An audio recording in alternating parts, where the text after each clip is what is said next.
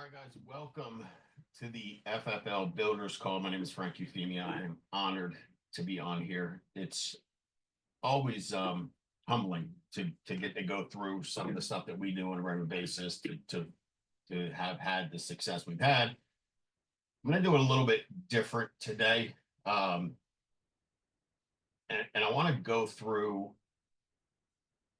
really the journey of FFL with folks because this call is mostly going to be about you, how you act, and how you deal with things throughout your journey of growing your business. And how you act, how you deal with things will directly determine how successful you are.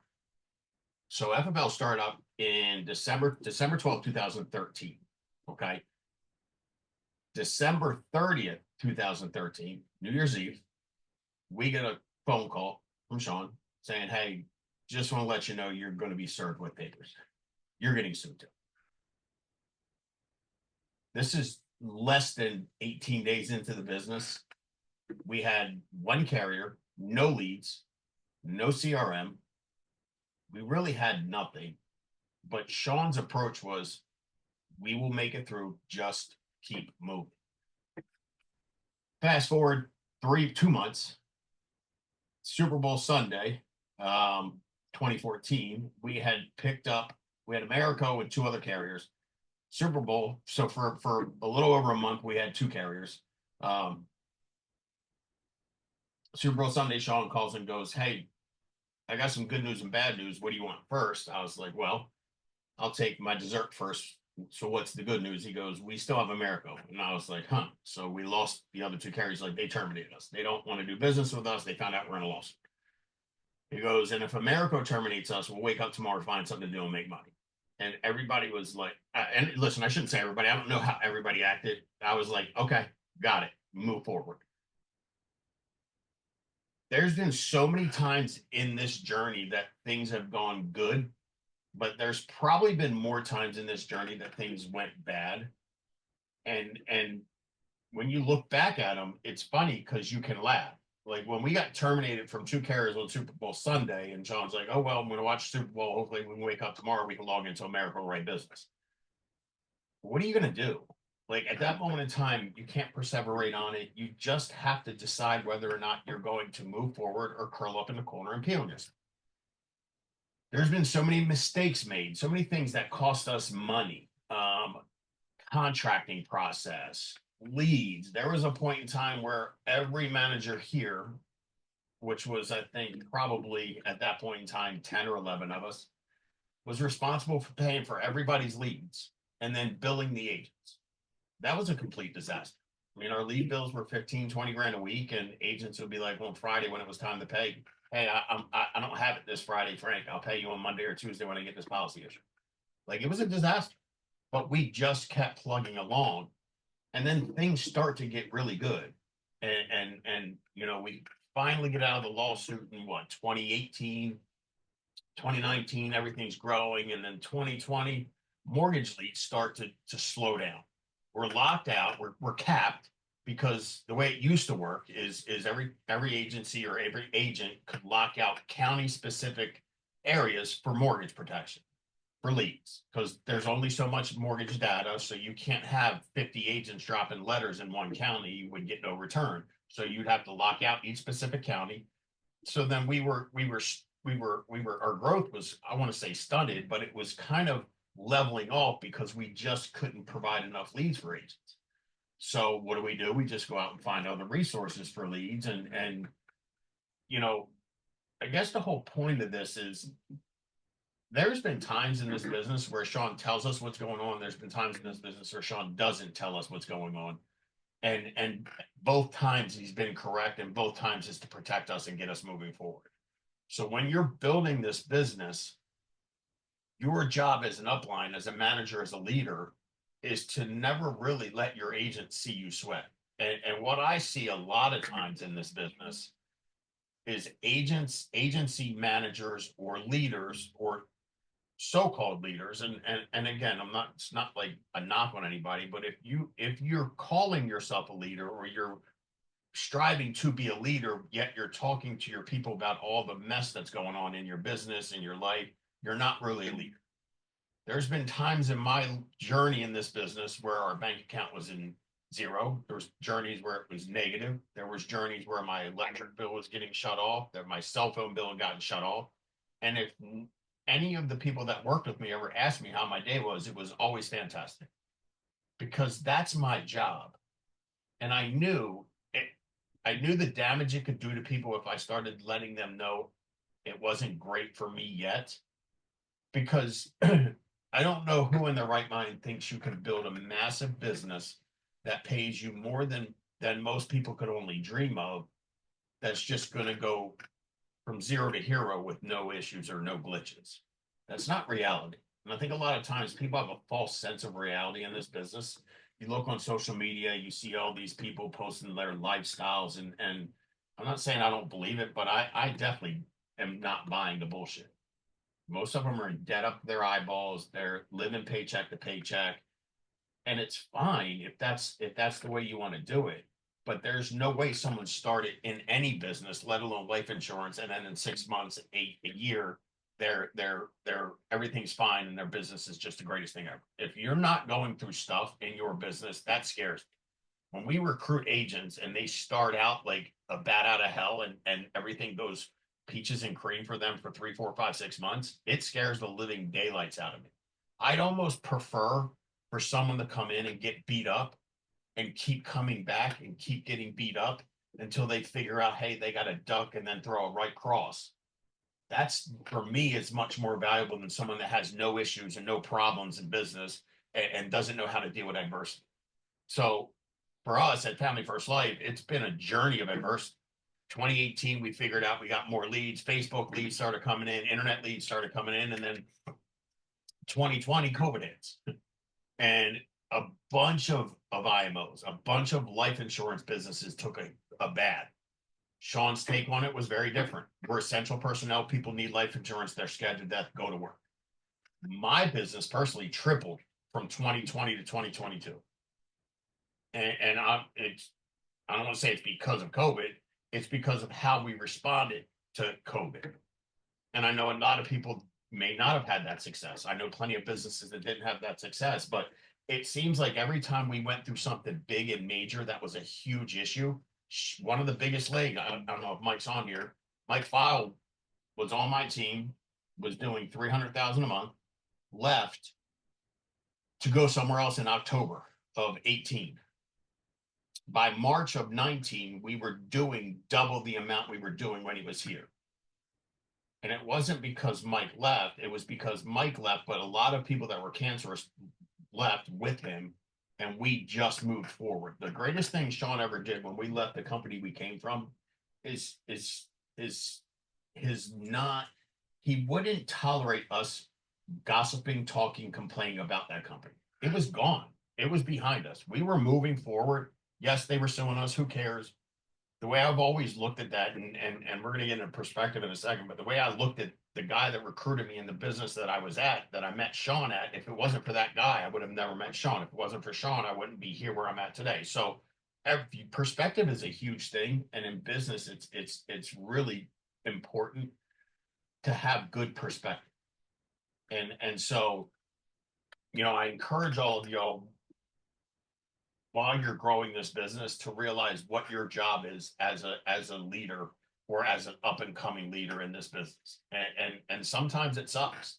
Everybody wants to be friends with everybody. Everybody wants to have great relationships. This is a relationship business, and our job is to build relationships, but it's also our job to keep people at a distance so that they don't become so comfortable with you that they stop heeding to your advice. This was very simple for me. And I think, a lot of folks have a tough time taking this piece of advice because their egos are so big. But I just did whatever Sean told me to do. And so, because Sean was the one that was making the money back then. And if there were was other people that were as good as Sean at producing, as good as Sean at building a business, I would have listened to them, but I would have limited who I listened to the people that were where I wanted to be. And a lot of times in this business, everybody loves to give advice. And I look at it and go, wait a minute, with all due respect, we had this on the SRS call last week or week before, I had people answering, or maybe it was our team call, people answering questions in the group chat, and their issue pay numbers are god awful. And I go, with respect, if you're not, if you don't have a red jacket, or you don't have a Hall of Fame annuity jacket, you don't have an agency Hall of Fame jacket, can you please not answer any questions? I appreciate you wanting to help, but my job is to make sure these agents on here that are trying to get to where we're at get the right information. So I listened to Sean. We started this business December 12th, 2013 here at Family First Life. In January, he goes, you need to get an office. I didn't have the money to get an office, but about 5 days later, we moved into our office. About a year and a half later, he goes, dude, you need to hire another staff. I didn't really want to hire or need to hire another staff. I couldn't afford to hire another staff, but I hired another staff. About 4 years later, he goes, you need to get rid of this staff member. They're no good. I like them. They were a good person, but I had to let them go. He goes, you need to be the biggest producer on your team at all times. That's how you get people to follow you. So what did I do? I started working 5 days a week in the field instead of 3 or 4. I had to be number one. Dude, it was simple stuff. And here's why it was so easy for me to follow Sean. I think here's why some people have such a hard time getting folks to follow them. Sean was always number one on the leaderboard. He was always number one for sales, recruits, and average premium per recruit. So it was easy for me to follow that. I saw the results. Some of y'all want to sit back and give advice, but you're not even you're not even doing what the advice is that you're giving. And it makes people weary to follow you. And I honestly don't blame them. If you're not issuing 40, 50, 60 grand a month, there's 0% chance I'm listening to. Zero. Even today, and I'm not in the field. I wish I was still in the field. I'm not in the field anymore. But if someone starts giving me advice and they're not issuing 40, 50, 60 grand a month, I go, I appreciate you wanting to help, but I'm not going to listen to you because your results aren't where they need to be. And it also goes for complaining. If you want to complain to me and you're writing 60 grand a month about anything, I'll listen to you for a minute. But if you don't write 40, 50, 60 grand a month and you want to complain, I'm hanging up the phone. You have to earn the right to do all of that stuff. Sean earned the right to lead us. And I think the people that took what advice he gave to heart and just did it are all in really good positions. I mean, I'm looking at Eric Schmidt. Like I know he watched Sean and worked closely with Sean when he first got here. He's an integrity partner right now. He issued more business in 4 months than most people issue in 2 years. And he had another full-time job. We got Dominique Rodriguez, we got Andrew Taylor, we got Zach Twardowski, who closely works with Sean. We've got Nina and Hayden, Grady Polson, Marisa. Like there's so many people that just listen to what Sean says and does it, and the results are incredible. But all these folks give the same advice they got, but people will call Marisa and go, hey, what do you think about this? And she'll give them an answer, and then they don't like the answer Marisa gave, so they'll call someone else. To me, I'm just like, I didn't have time to wait. So if Sean's like, jump off the bridge, I'm jumping off the bridge with all due respect. I couldn't afford to wait to get paid. That's how bad our financial situation was when we started here. And I'm not ashamed to admit it. Like we went from in 2010, 2009, I owned a mortgage company and we were making about $750,000. In 2010, went from making $750,000 to $35,000. Lost my house, cars, pride, dignity, lost it all. Found life insurance, but found life insurance had an awful company that started everybody out at 55%. They charged you for everything, an arm and a leg. Like a training like this would charge, they would charge you $5 just to get on, which is mind-boggling because the guy that ran the company who charged everybody for everything got a ton of money and like he's just greedy. But it's crazy because this stuff actually works if you just plug in and follow. For me, it was so simple. So we lost our house, lost our cars, found that company that was awful, met Sean Mike through I mean, there was a meeting. I don't remember where the meeting was. It might have been in Baltimore. It might have been in Philadelphia. I think it was actually in Philly. I heard him speak. I go, I can follow this because based off of some of the things he said in the meeting, I could tell he wasn't going to lie to me because he was making people feel really uncomfortable in the way that really only Sean knows how to do. But what he was saying to them made complete sense as far as how the business went. And I got home from that meeting and said, I told Jamie, my wife, I said, I found somebody I know we can follow that knows this business that will be straight with us. Cause I like it straight. Like I'd rather you just tell me. I think the one of the craziest things Sean ever said to me, and people get so offended, and I'm like, hell, it was said to me, and I'm not offended. We were sitting in my office one day, and he goes, "Dude, you want to see your daughter get married?" I'm like, uh, at this time, I think my daughter was probably like 7. I'm like, yeah, why? He goes, well, you're not. If you keep eating and you get any fatter, you're gonna die of a heart attack before you even can walk her down the aisle. And I'm like, yeah, it was brutal. Yes, I was fat. I'm still a little chunky, but I'm losing weight. This was a while ago. I mean, I fluctuate, but back at that point in time, I was probably like 260. And I'm like, you didn't have to. Now, first of all, you didn't have to say it the way he said it, but I don't mind that because I always knew that whatever he was telling me was in my best interest. It wasn't like we were in a group of people and he was making fun of me for being overweight. We were sitting in my office, him and I, door closed, nobody could hear. So when you think about people saying things like that, and I'm using this as an example because y'all, some agents get their panties up in a bunch for the stupidest stuff.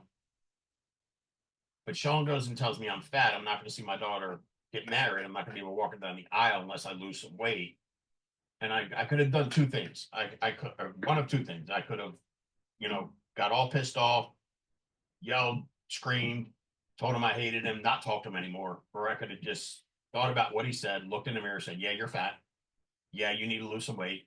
Yeah, that I do want to see my daughter walk down the aisle," and make some changes, which is what I did. That's the kind of person Sean was. So when I saw him in Philly, I'm like, I can follow this dude. And from that moment on, that's what I did. So y'all want to know how people that are at the top of this business got there? I'll give you the secret, and it's really not a secret, but everybody thinks it's such a secret. The secret is get around the people that are winning, and don't listen to anybody else. That don't listen to anybody that isn't winning. It's that simple. So if I'm you, I don't know. Let's see if I know somebody on this call. I do know plenty of people on this call. Um, I got a young kid on my team, Nick Angelo. He's 22, 23 years old, about to get married. My advice to him is go follow Jay Mascar around. I'm 48. Like he could follow me around, but I'm not like Jay's intensely building this business and he's a maniac, which is what Sean was back then. Sean's still a maniac. He's just not doing all the stuff he had to do back then because his business is huge. But I'd follow Jay Masker around. And if you're 40 and you need somebody, then I'd still follow Jay Masker around. That's where the pride and the ego thing comes into play. Can you check your ego enough to follow somebody that's younger than you? Can you check your ego to follow someone that doesn't look like you? Can you check your ego to follow someone that you might not relate to? Can you check your ego enough to follow someone that's going to help you go from broke to not broke to having a little bit of money to having a lot of money to wealth? That's the whole goal. So when I say I followed Sean, dude, I followed him everywhere. And back at that company, the one we were at before we started Family First Life, there was a meeting every week and they were in different cities. So I probably put, I don't know, 300,000 miles on my car over a 2-year period, driving because I couldn't afford to fly. Like just didn't have the money. So I would drive to Philly, I drive to Ohio, I drive to North Carolina, I drive to Virginia. I would drive to Connecticut. I drive to Boston. I would drive to New York. I drove anywhere he was going to be speaking. I would drive and listen. And then what happens is he would start recognizing my face. And he's like, dude, where do you live? I'm like, I live in Baltimore. He's like, why are you here? I'm like, because the person in Baltimore isn't as good as you. And I want to follow you because you're making the most money at the company. He goes, makes sense. You're welcome to follow me anywhere I go. And then he would start calling me going, hey, I'm going here. Do you want to go? So we started building a relationship. Then we got to the point where he would do a meeting in Baltimore, stay at the house. I would get to talk to him from the time we got home from the meeting till he would make me go to bed. And I would ask questions for hours upon hours. Shit, I get in the car with Sean today. I was just in the car with him a month ago. Had a 2 hour drive. I asked him questions from the time we left his house till the time we got to the meeting. Why? Because he has knowledge that I need. He's further along in his journey in business than I am. He has stuff he can give me that's valuable. But a lot of us don't ask questions. We do a Q&A once every 3 weeks on the SRS call. And it's like, we get a question and it takes 2-3 minutes to get someone to ask a question. And then eventually the questions start rolling. I'm like, dude, I could ask questions for 45 minutes straight on that call about how to sell annuities, how to sell IULs, what your pitch is, how you handle like there's a gazillion questions I could ask you if I needed the information you have, but people don't ask the question because their egos won't allow it. And it's not like shit. Back then, Sean was like, Dom knew Sean back then. You had to be careful of what you said because if it was stupid, he would let you know it was stupid, and he would let you know in front of everybody that it was stupid. So that's somewhat intimidating to people. So I understand, but that's not the way it is here. You can ask any question you want, and nobody's ever going to make you feel terrible, less than, or stupid. I can promise you that.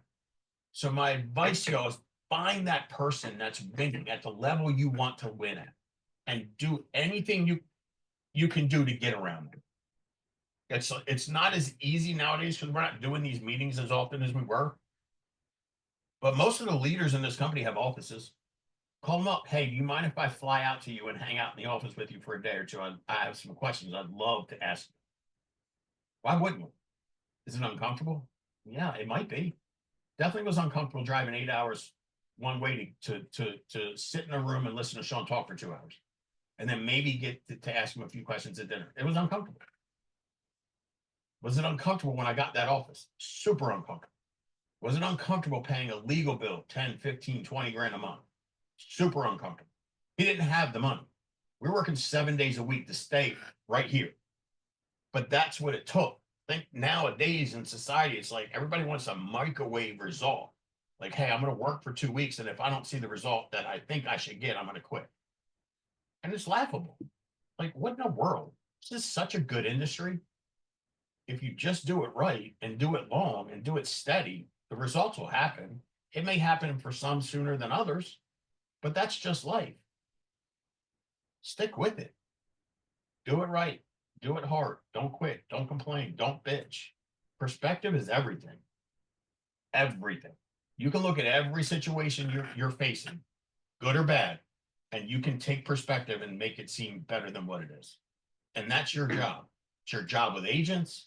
It's your job with yourself. It's your job with your spouse. It's your job with your kids. Like, life is good. First of all, like, we live in the greatest country in the world. We have the greatest opportunity in any other in greatest opportunity in this business than anything else I've ever seen. You woke up today, you're breathing, you have a house where you're sleeping under a roof with controlled air. So you either got air conditioner or heat. You're probably not starving. You probably have a car. You have a cell phone. Like, you understand those things right there make you rich in comparison to the rest of the world. So, like, every day you wake up, if you have that mindset, you can't. It's hard to be negative and pissed off or grateful and negative at the same time. You can't. So every day we wake up, we talk about what am I grateful for? What am I thankful for? I have faith. I thank God every day for what He's blessed me with. If you don't believe in God, then just be thankful to karma, whatever it is y'all are thankful to that don't believe in God. But it's all perspective. So when COVID came out, Sean's perspective was, it's just a cold. Let's just keep moving. Now, I'm not saying it was just a cold, but that was his perspective. His perspective was his reality. Because if he sat home and said, this is a crazy virus that if somebody gets it, I'm going to die. Like, dude, that will freeze you up. No, it's a cold. If I get it, I'll be fine. That's the perspective I chose to take to. In fact, I tried to get it. I licked like door handles and never wore masks. And I wanted to get it over with because I just needed to get through it. So perspective is huge. Wake up every day and list the things you're thankful for. And again, if you don't have any, be thankful you woke up at all because you could have not woke up and you could be being cremated today. I don't even know if I said that right. All right. So moving on from that, be available to your agents.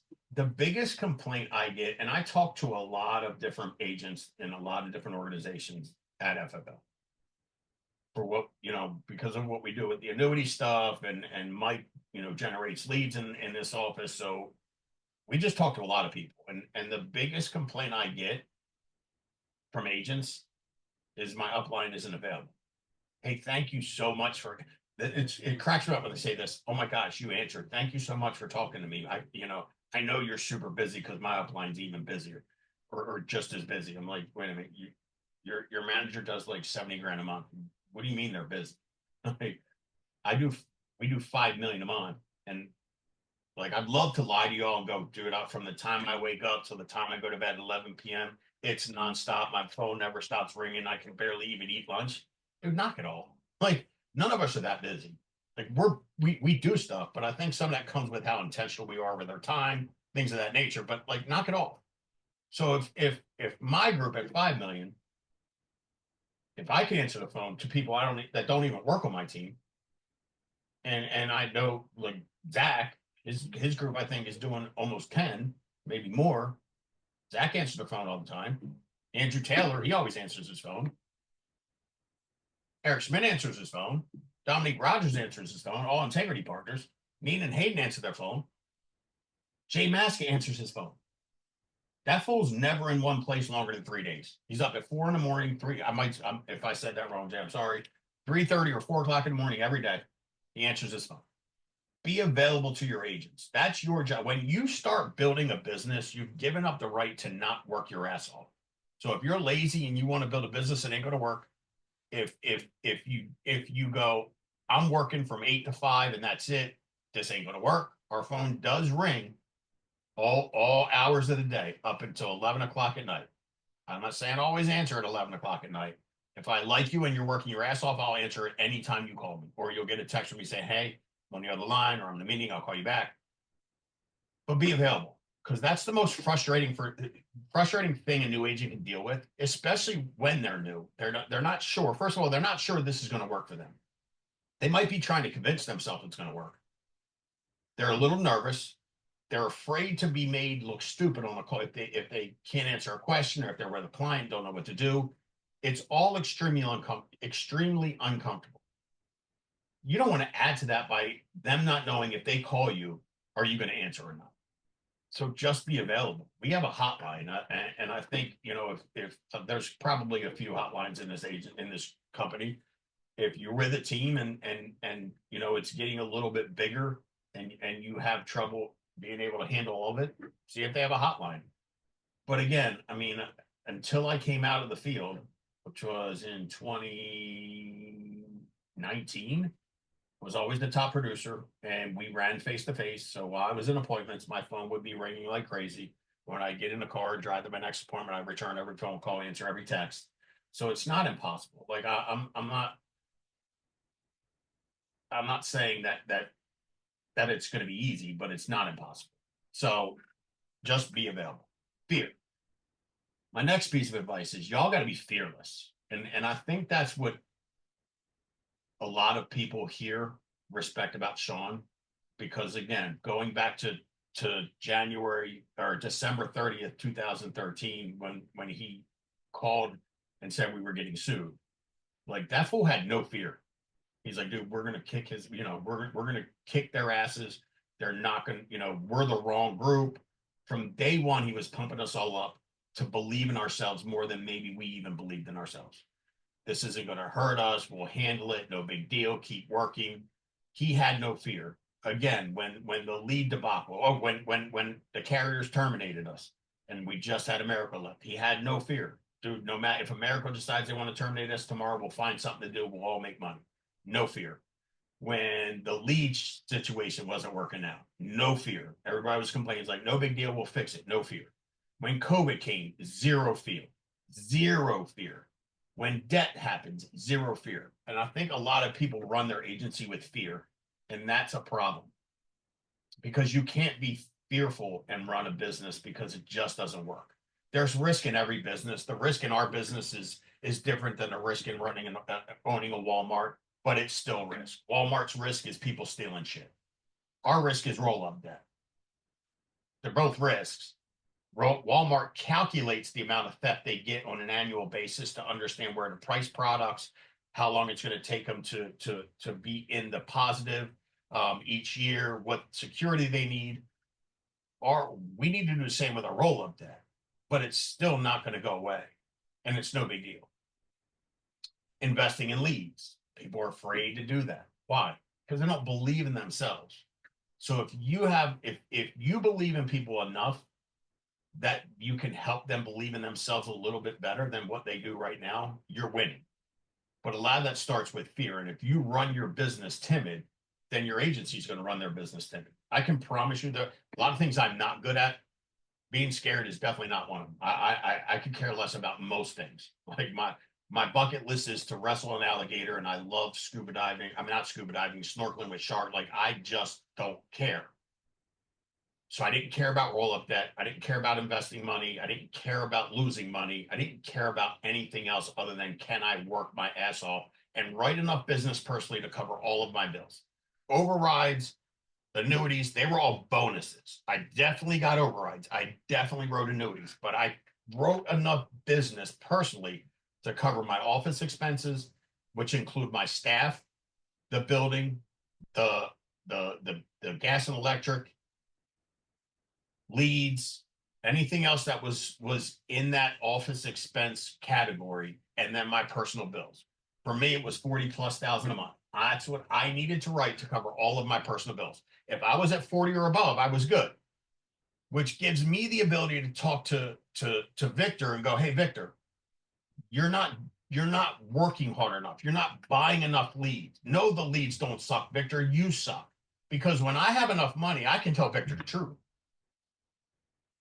because I don't need his money. The problem is when I needed to write 40, but I'm only writing 30. Now I'm sitting on the phone bugging the shit out of Victor, going, Victor, why aren't you working Saturdays? Victor, why aren't you buying more leads? Victor, why? Victor. And Victor's like, screw this. I'm out. Y'all got to take care of your business first. And then when you do that, everybody else, you can just tell them the truth. Because people know where the difference comes from. And trust me, if you're not a big producer and you're telling people what to do, they know why you're, especially if they hired you, they know the only thing you care about is that override. And I guess you probably have to, because if you can't pay your bills unless Victor, David, and Steven are issuing 30 grand a month, that's a problem. So when Steven and David decide they want to take their wives on vacation for a week and a half, you about have a meltdown, because that's going to be a week and a half. The production is going to go down from 90 grand for the three of them to 70. Now you're short on something. So what do? We micromanage and we bug the living daylights out of people. That's a problem. So I can talk for hours about that kind of thing. The last thing I'm going to talk about is I did it all. I hit all these things. Do what you say you're going to do. Period. End of story. Okay.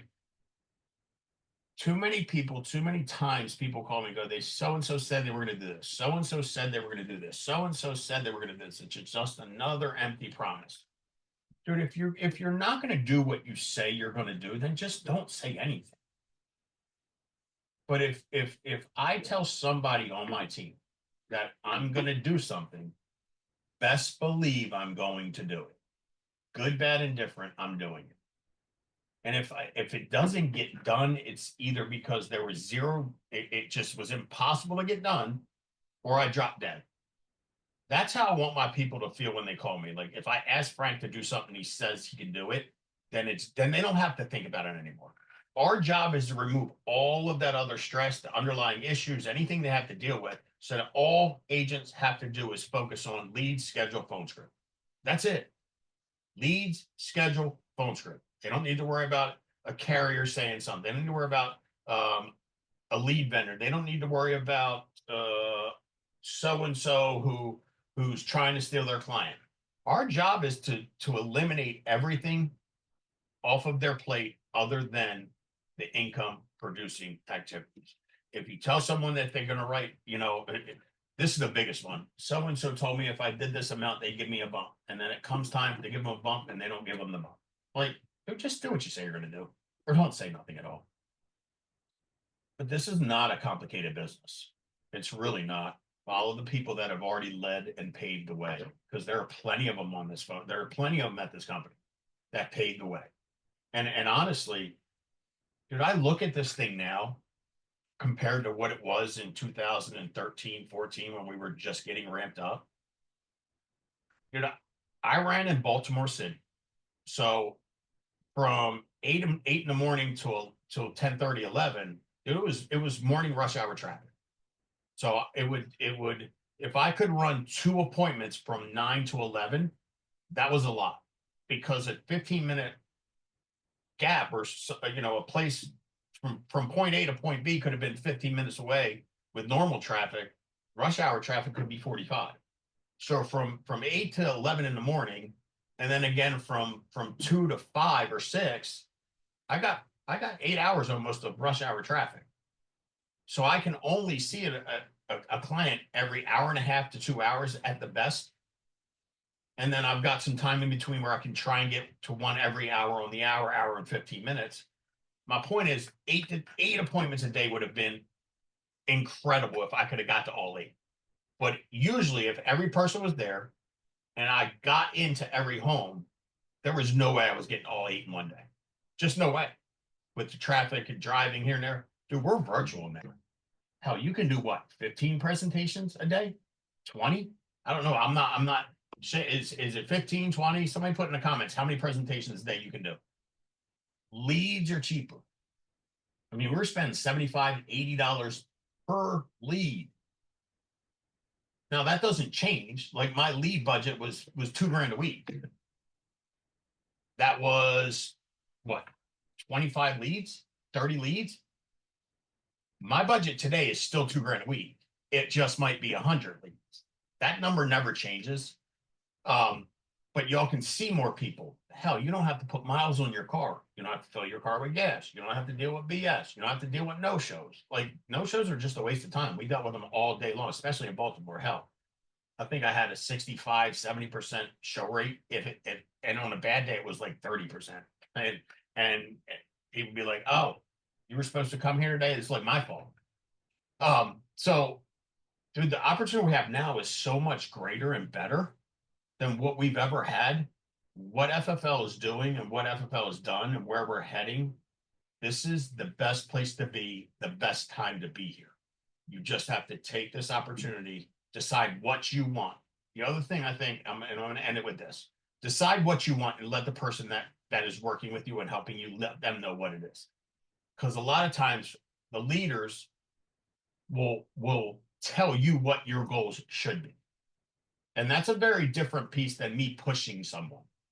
That's different than me pushing Victor to go, hey, instead of issuing 20, let's see what we can do to get to 30, because 20 is not going to make you very profitable, but 30 will.